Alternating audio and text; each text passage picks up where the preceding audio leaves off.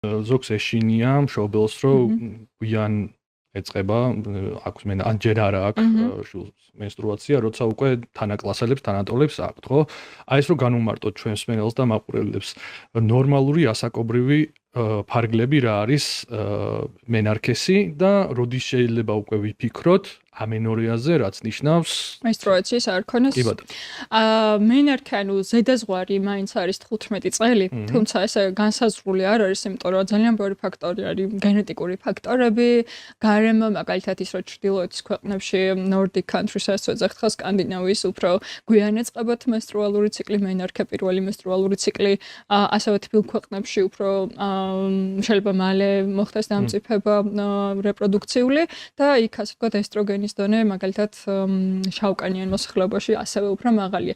შესაბამისად, აქ მნიშვნელოვანია ის, რომ 15 წელი, ანუ ხდება უკვე 16 წლის და არ დაიწყო მენსტრუაცია, მაშინ მივიდეთ კვლევებზე.